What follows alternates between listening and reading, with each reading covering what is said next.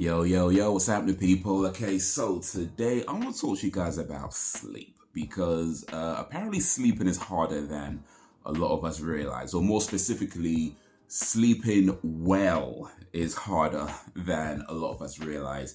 And I feel like I've learned a decent amount about sleep in the last, few months, maybe a little bit longer, things that I'd like to share with you guys in the hopes that it might help some of you get better sleep if indeed you're not already getting good sleep. Now, look, I ain't no doctor, I ain't no damn scientist or medical guy, researcher, whatever. I'm just some guy on the internet, okay? There's no good reason for anybody to listen to me about anything, okay? None at all. But like I said, I do think I've learned a bit, and I feel like, at least to my observations, some of the things I've learned aren't common knowledge, and yeah, maybe, just maybe, it could help somebody. So yeah, I want to make this video talking about sleep and how we can get better sleep. Now, first things first, or maybe this is actually a second thing, because we already said I don't know nothing about nothing, but here's the thing when it comes to sleep and getting good sleep is that if you're an adult in this world, then you'd have to accept the fact that you're not going to get a good night's sleep every night. You're not, If you are an adult in this world, you're not going to get a good night's sleep every night. Matter of fact, if you are an adult in this world and you are able to get a good night's sleep every single night, I'm guessing you don't have a lot going on in your life. You know what I mean? You probably need a hobby or something. You know what I mean? Like, you probably need to get a job or something.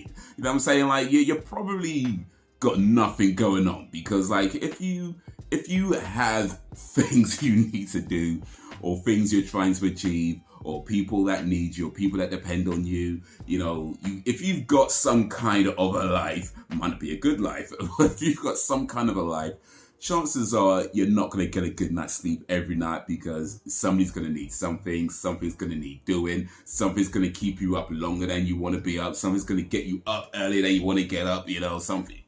That's just how life goes, right? So you're not going to get a good night's sleep every single night. If you're lucky, you might get a good night's sleep maybe once or twice a week. That's about the best you can hope for, right? But even knowing that, for as much as you can get a good night's sleep, or as best sleep as you can get on a regular basis, hopefully these things will help with that. Now, here's one of the biggest things that I feel like I've learned about sleep over the last few months, is that you don't get as much sleep as you think you do. And what I mean by that is, if you went to bed at 10 p.m. and then got out of bed at 6 a.m. and you might be thinking, man, I slept for 8 hours. Nope, you did not. Nope. Wrong. You did not sleep for 8 hours. Now, the most obvious reason I think that is that you don't fall asleep right away. When you go to bed, it takes a few minutes, maybe even longer than that. Yeah, maybe even 5-10 minutes, maybe even longer than that for some people. But it takes a little bit before you actually fall asleep, right? Now, the second most obvious reason, or perhaps, I don't know, maybe these aren't obvious at all, I'm just saying, but the second reason that you might be thinking that you don't get as much sleep as you might think you'd be getting is that at some point in the night, you're probably going to get up to pee. Like, if you're an adult in this world, especially if you're an older adult, some of us are approaching or even at that, age, right? Got them grays in the beard, what I'm saying? Well, it happens. You're probably going to be getting up to pee at least once a night. At least once during the night. Sometimes a little bit more than that, let's be real. So there's that. But the third reason, and perhaps the biggest reason, is the reason that, to my observations of basic research, right? This is the reason that I think that most people might not know, which is, when you're asleep, you're not always asleep. So what happens is that you fall asleep, and then at various points throughout the night, you kind of drift in and out of consciousness, right? Because you have various sleep states. And one of those sleep states is where you're awake, but you're not awake, like wide awake. excuse me, you're not like wide awake, but you're not asleep. And that happens for like a minute, 2 minutes at a time, and it happens like 10, 20, 30 times throughout the night. Now that's normal, by the way. It's nothing to like, you don't need to consult a doctor. It happens. It's a normal thing that happens in sleep. But what it means is that by the time you get out of bed, you haven't slept for as long as you might have thought you did for those reasons. For one of those one of those three reasons, or maybe all three of those reasons, you haven't slept for as long as you might think you have. You certainly haven't slept for as long time as you've actually been in bed for, right? Now, so when you get up out of bed, you might have actually slept around 7. Your actual sleep time might be around 7 hours. Even though you've been in bed for 8 hours, your actual sleep time is maybe around 7 hours, or maybe 6.5 hours, which, by the way, is still a good amount of sleep.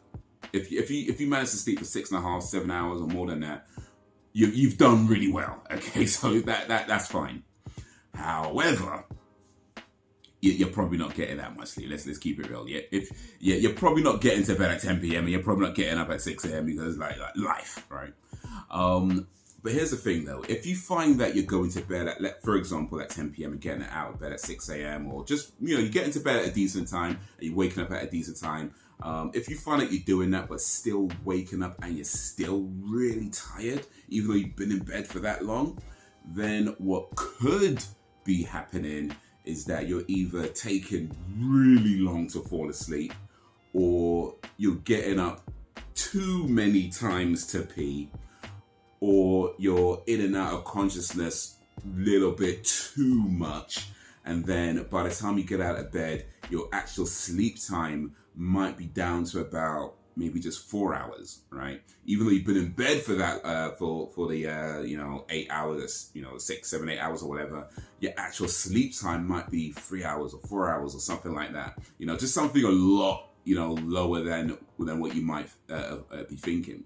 And then because you haven't really slept, your actual sleep time hasn't been that much. By the time you get out of bed, you're still feeling tired, and because you don't have a recollection of those in and out states, so they're just too short, you might be thinking, damn, I got to bed at a good time, and I got out of bed at a good time, and why am I so tired? You might be thinking something like that, and that could be what's happening. You're either taking too long to fall asleep, getting up too many times to pee, or you're in and out of consciousness just a little bit too much, or some combination of all three of those, and it just means you just haven't slept. Or your actual sleep time is a lot lower than what your bedtime was. So the question then becomes, what can you do about it, right? Now, as I said, if you're an adult in this world, you're just going to have to accept that you're not going to get a good night's sleep every single night. If you're lucky, you might get it once a week or twice a week, but you're not going to get a good night's sleep every night. But there are things that you can do to help improve your sleep, because it's not always just about the time spent in bed. It's also about the quality of your sleep as well. So like I said before, you have different sleep states. You have that state where you're awake, but you're not like awake. You're just kind of in and out consciousness kind of awake.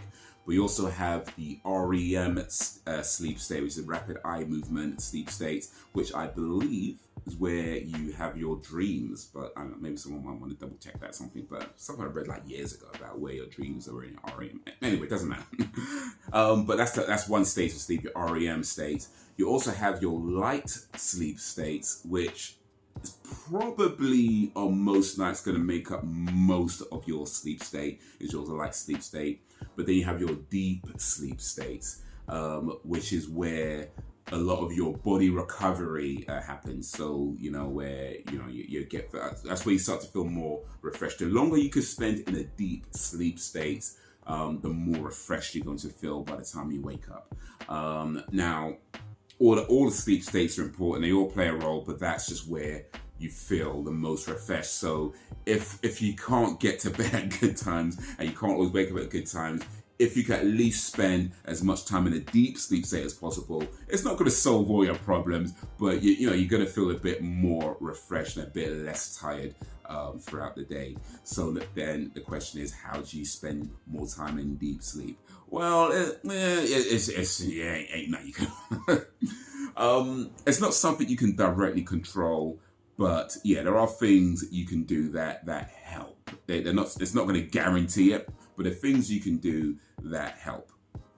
And this is when I said before, you have to accept that you're not going to get a good night's sleep every single night, because you're seeing a moment. So things you can do that can help. Now, if you find that you're taking too long to fall asleep, one thing you could do that can help is when you go to bed, lie on your back. Now, I know some people might prefer sleep on your side or sleep on your stomach, or that kind of thing.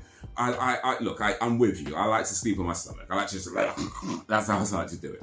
But from my basic research and, in all honesty, things that I've tried that seem to help, lying down on your back does seem to be a good way to fall asleep.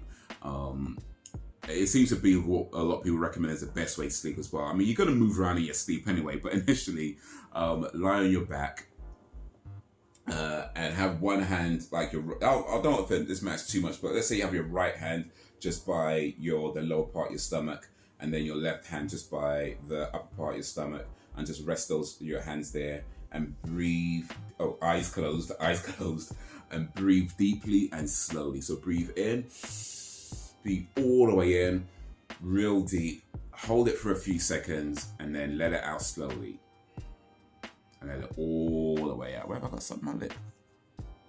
I've been drinking coffee, by the way, so we're talking about sleep. It makes sense to drink coffee while talking about sleep at, what's the time? 2:30 p.m. in the afternoon. I'm drinking coffee at 2:30 p.m. and talking about sleep. Yeah, anyway, but yeah, breathe in deeply, and then let it out slowly, and just keep doing that. And I know we all got things that's going end up in your head. Some dumb thing you did like 10 years ago or whatever just pops up in your head for some random reason, or something that you might be stressed about, something that you're thinking about. I get it, but as much as possible, just stay on your back, just stay lying on your back, and just keep breathing in deeply, holding it for a little bit, and letting it out slowly. It's not essential to have music, but I personally feel like it does help to have some kind of soft music playing. Something like just something light, not something that you're gonna jam out to. Like, don't play no Metallica. Listen, I love me some Metallica, but you don't want something that's gonna be like, yeah, rock on. You know what I mean? You don't want something that's you would groove to. Like, so something that's just light and gentle. Keep the volume down a bit low, and then just breathing deeply. And just keep doing it, and that I've personally found helps to fall asleep. Maybe within about 10 minutes. Sometimes way less than that, I found. So that's something that you can try. If you find that you're getting up to pee too frequently throughout the night, assuming, and it could be a medical thing that you're just gonna have to go see a doctor about, but assuming it's not that, then it could be that you're drinking too much too close to going to bed. Again, basic research, and no good reason to listen to me. You definitely should be looking up some stuff for yourself and consulting doctors and stuff like that. But in my experience, things that I've tried, things that I think have helped is just not drinking too close to bedtime. About 2 to 3 hours before you go to bed should be the last thing you drink. Also, the last thing you eat as well should be around about 2 to 3 hours before you go to bed. Should be outside of. Don't eat or drink within 2 to 3 hours of when you want to be going to bed. So if you want to go to bed at 10 p.m., then the last thing you eat or drink should be no later than about 8 p.m. Maybe a little bit earlier than that, depending on how your different people's bodies work differently and that kind of thing, of course. But the general idea is that you don't want to be drinking too much too close to bedtime, because it could result in just getting up too many times to pee. And also not eating too close to bedtime. That's less to do with pee and just more to do with falling asleep as well, because your body needs to digest stuff as well. And if you've had a big meal and going to bed, and then your body's trying to digest that and you're trying to fall asleep. Remember, everything slows down when you're sleeping as well, so things just take a bit longer. But certainly, if you're peeing a bit too much, then trying to drink too much too close to bedtime, and about 2 to 3 hours before going to bed should be the last thing you eat or drink. It seems to be the recommendation. But another thing that about peeing too much during the night that I found that was interesting is it is possible to accidentally train your bladder to pee more frequently. Now, when you're asleep, like I say, everything slows down, right? Which means it's possible for you to go to bed and wake up, 6, 7, 8 hours later and have not used the toilet at all during that time and be fine, But if you ever tried holding your pee for 8 hours while you're awake, yeah, but you can do it while you're asleep because everything slows down, right? However, if while you're awake, you're peeing too frequently, you could inadvertently train your bladder to pee more frequently. So by the time you go to bed, you're peeing more frequently when you're trying to sleep. And especially if you find that you're waking up like every maybe 2 or 3 hours, you have the big urge to go to the toilet. You go to the toilet, you pee, and barely anything comes out. That could be amongst the reasons that you've accidentally trained your bladder to pee more frequently. And the good news is that you can train your bladder to pee less frequently. Now, a few things to note. One is that from empty to full, right, takes your bladder being empty to your bladder being full takes around 9 to 10 hours, right? So for your bladder to go completely empty to completely full takes around 9 to 10 hours. And your bladder can hold somewhere around, I think it's like 500 milliliters of urine. Here's the thing though, you don't want to be holding your pee for that long. It's super uncomfortable, right?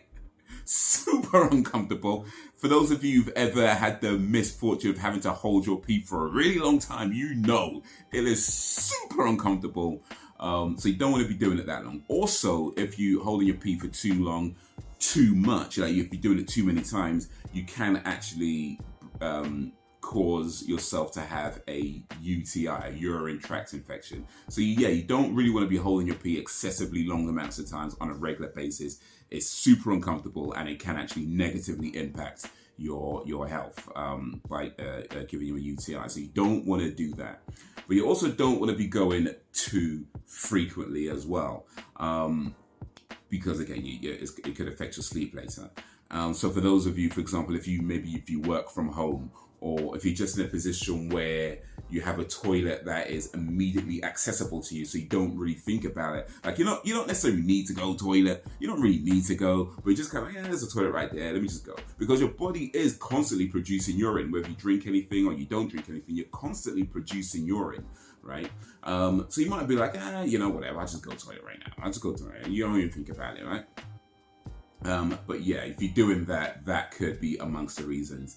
And the way to untrain your bladder, or to train your bladder to maybe hold more, is to just regulate how many times you go to the toilet. And this is interesting because I remember on The Big Bang Theory, Sheldon was talking about having a pee schedule. And I remember seeing that thinking, it's actually probably a good idea to have a pee schedule, but I never really gave it much thought after that. And now I'm reading that, you should have a pee schedule because if you don't, or if you're going too frequently, then it could affect your sleep. If you're not going frequently enough, you can have a UTI.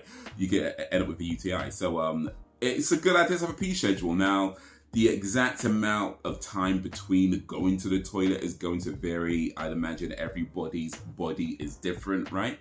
From my basic research, about 3 hours seems to be the recommendation. So you go to the toilet, and about 3 hours later, you go to the toilet again. Of course, how much you've drank in the meantime is going to affect how you feel in holding those 3 hours, right? So regulating how much you drink at a time, because of course you still need to drink fluids. We're not trying to dehydrate ourselves, stay hydrated, people, stay hydrated. But maybe don't drink like a whole 2 liters of water in one go or something like that. You maybe space it out as well, so you could have your toilet breaks when you need to have your toilet breaks. And again, remember I said if you're an adult in this world, like, you're not always going to get a good night's sleep. This is amongst the reasons, because you're not always going to maintain that peak schedule. Even though you want to maintain that peak schedule, you're not always going to maintain that peak schedule. But for as much as you can, it is a good idea to have a peak schedule. And you're just going to have to figure out what schedule works for you, where you're not going too frequently, but of course you don't want to be holding it for too long either, and still get a good night's sleep, or at least as good a night of sleep as you can get. But yeah, that is something you can try. Have a pee schedule, and that could help with not waking up so much to go pee. But of course, like I say, there could be medical conditions, and you just gotta go see your doctor about that sort of thing. The other thing to try then as well. Oh, another thing as well. Actually, no. Let me come back to this. I'm about to talk about coffee. we got to talk about coffee. But let me come to that. I'm gonna come to that now, actually. But let me. All right. Here's the thing. If you find that you can get to bed at a good time, or even if you're not get to bed at a good time, but if you just find that, for example, I have a sleep tracker. This watch also has a sleep tracker, so it can let you know things like your sleep states and stuff like that. And if you find that you're waking up, you're drifting in and out of consciousness quite a lot, to the point where you're really not getting that much actual sleep at all, coffee could be amongst the reasons. Not necessarily the only reason. Like I say, it's normal to drift in and out of sleep, but if it's happening a little bit too much, it could be amongst the reasons. The coffee, tea, even a hot chocolate, which doesn't have that much caffeine in it, but it could be amongst the reasons. So here's the thing about caffeine. Caffeine is a diuretic, which means it increases the flow of something. It basically means that it can make you pee more. So if you're drinking a coffee or a tea and you're having other things as well, you might find that you need to go pee a little bit more than you might find that had you just drank, say, just the water or just the whatever it was, right? And by the way, let me be clear on something. You will never hear me say give up coffee. You will never hear, God willing, you will never hear me say give up coffee. No. But there are things to be mindful of and things to note about how caffeine affects your body, right? So caffeine could actually stay in your system for up to about 12 hours, like 10 to 12 hours. So even if you had a coffee earlier in the day and that was the last coffee you have, it could still affect your sleep later on. And it could be amongst the reasons why you might be in and out conscious a little bit too much. If you had coffee, if you had it within that, if you've gone to bed within that 10 to 12 hours. So ideally, to get a good night's sleep and to ideally try to spend as much time in that deep sleep state as possible, the last caffeine anything you should be having should be 12 hours before you plan on going to bed. So if you want to go to bed at 10 p.m., then your last caffeine, your coffee, tea, whatever, should be no later than 10 a.m. And I know, just saying that, oof, that hurts. Listen, it's, I mean, what, 2:30? Yeah, I know. I know, okay, I know. But ideally, yeah, the last caffeine you should be having should be around 12 hours before you plan on going to bed. Certainly if you're having coffee or any kind of caffeine drinks within that time or very close to that time, like I said, the last thing you should drink just in general should be about 2 to 3 hours before you go to bed. But if you're having coffee like 2 to 3 hours before you go to bed, then yeah, it's the caffeine can affect your sleep. So here's the thing, and by the way, when I say it can affect your sleep, you can still fall asleep with caffeine in your system. In fact, sometimes you can even fall asleep pretty quickly with caffeine in your system, but it is going to affect your sleeping quality. So yeah, you might be in and out a little bit too much, and because you don't have any recollection of that, you might be thinking you slept for such a long time, but you haven't actually, and that could be amongst the reasons why you might be waking up, getting out of bed and thinking, man, I got to bed at a good time, I woke up at a good time, or I slept for this amount of time and I'm still feeling tired. That could be amongst the reasons. Yeah, thanks for having this. Thanks, Fitbit, the sleep tracker, let me know. But yeah, that could be amongst the reasons that is happening. So to get a good night's sleep, or a good and nicer sleep as possible, a good quality of sleep as possible, then the things to do are, when you go into bed, breathe, remember to lie on your back, breathe deeply, breathe slowly. That's probably going to be the easiest thing that you can do most nights, right? I think that's that bit we got. We can do that. We can do that much at least. That's probably about all we can. No, hopefully you can do more. But that's the first thing. Breathe deeply, breathe slowly, lie on your back, breathe deeply, breathe slowly. No matter what goes in your head, just breathe deeply, breathe slowly. Just keep doing that. The second thing is to just be mindful the last time you ate anything. By the way, you can eat within that 2 to 3 hours. It's not that you can't eat anything at all, but try not to eat big meals. If you're going to eat something, keep it light, like very light. Not like, let me have like 5 portions of chips light. That's light work. But yeah, just try to keep it light. And if you do have a big meal, of course, you can still fall asleep on a big meal. Just bear in mind that it can affect your sleep quality if you're doing that. So it's not that you won't fall asleep, but it could affect your sleep quality. 2 to 3 hours before you go to bed should be the last thing you eat or last thing you drink. To have better sleep quality. Have a pee schedule. Yeah, I know. It can be difficult because sometimes it's just hard. Sometimes you can't 2-3 hours bed. Boy, I get it. I'm with you. And sometimes it's like, you just gotta hold it for longer because it's like it's just the situation you're in. Depending on what kind of job you do, depending on what kind of life you live in. I get it. It's not as easy as it sounds. But if you can have a pee schedule, or for as much of a pee schedule you can maintain, try to do that. Try to have a pee schedule that works for you, and figure out whether that 3 hours is right for you, whether you might need a little bit shorter, a little bit longer. That's stuff you're gonna have to figure out. But again, just not so long that you're gonna ruin yourself by getting a UTI, but not too frequently where you just wake up too many times throughout the night because you trained your bladder to go more frequently. So have a pee schedule that works for you. This is probably the toughest one for a lot of us. I know, I get it. I like my coffee. Depending on when you plan on going to bed should determine the last time you have any kind of coffee, any kind of tea, or just anything with caffeine. Because even small amounts of caffeine is going to stay in your system for a long amount of time, and even small amounts of caffeine could affect your sleep quality. So those are the things to keep in mind. Breathe.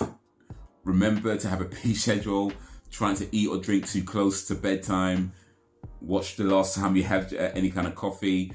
And hopefully all that means that when you do go to bed, even if you don't get to bed when you want to get to bed, hopefully it does mean you have better sleep quality. You can spend more time in a deep sleep state. And then by the time you wake up, you're just a little bit more refreshed.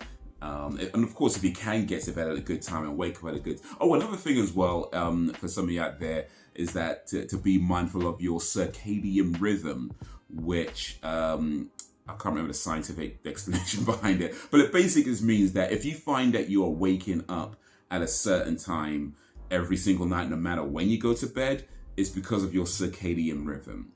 So it's basically your body clock.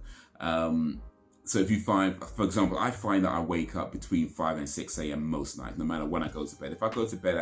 If I manage to get to bed at 10 p.m., I'm still waking up around between 5 and 6 a.m. If I get to bed at, 1 a.m., I'm still waking up around 5 to 6 p.m. Of course, if I did go to bed at like 4 a.m., then, you kind of sleep through that. But even then, like, if I got to bed at, say, about 4 a.m., if I was up throughout the night and I went to bed at 4 a.m. or something, I might wake up about 2-3 hours later.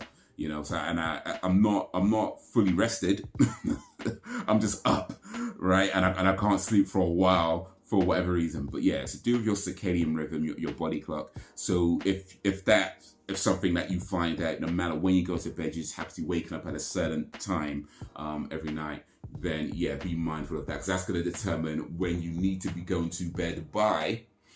So if you're waking up at, let's say between 5 and 6 a.m. like I am, then the best time for you to go to bed is probably going to be around 9:30, 10 p.m. To get a good night's sleep. But yeah, I know, I get it. It's not happening every night. Like I said before, if you're an adult in this world, if you got things going on in your life, if you've got things you're trying to achieve, things or people that, need you, or things you got to do, it's just not going to happen every night. And you're just going to have to accept the fact that most nights you're not going to get a good night's sleep. But there's things you can do that improve the sleep quality of the time that you do have and the time that you do get. And hopefully some of these things can help with you either to get a good night's sleep, or to at least improve your sleep quality for the time that you do have, or both, ideally both. But yeah, those are things. So that concludes my TED Talk about sleep and just the things that I've learned about sleep. Well, maybe we're not quite concluding. Let me just talk a little bit about this. So yeah, I've got a sleep tracker. It's a Fitbit Sense 2. It's really a fitness tracker, but it has a sleep tracker on it. And this is one of the reasons why I've been learning so much about sleep, because I'm making up and like, oh, I didn't sleep for as long as I thought I did, and perhaps that's why I'm a bit tired. And then of course from there I start reading more about it, and I'm saying of course, but it's not of course. So I'm sorry, I don't mean to sound.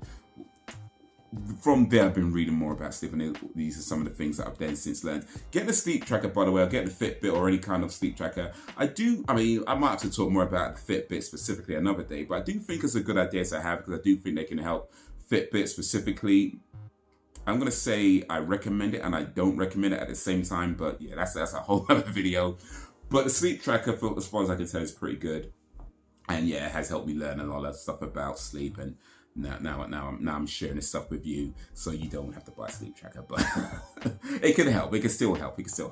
But anyway, yeah, that concludes my 32-minute rant about sleep. Hopefully that's some information that can help you. If not, sorry, but certainly in any case, it's stuff that I think is worth looking up, because we all need sleep, right? It's so important. The more sleep you get, the better. The more good quality sleep you can, the better. So yeah, we all need sleep, and we all need to try and sleep well. And the older we get, the more important it is. But it's not just about sleeping for a long time. It's about sleeping for having good quality sleep as well. And ideally both, but you need quality sleep and a lot of sleep. And hopefully this helps you get both, or at least one of them. So that's it for now, guys. Until whenever, if ever, peace.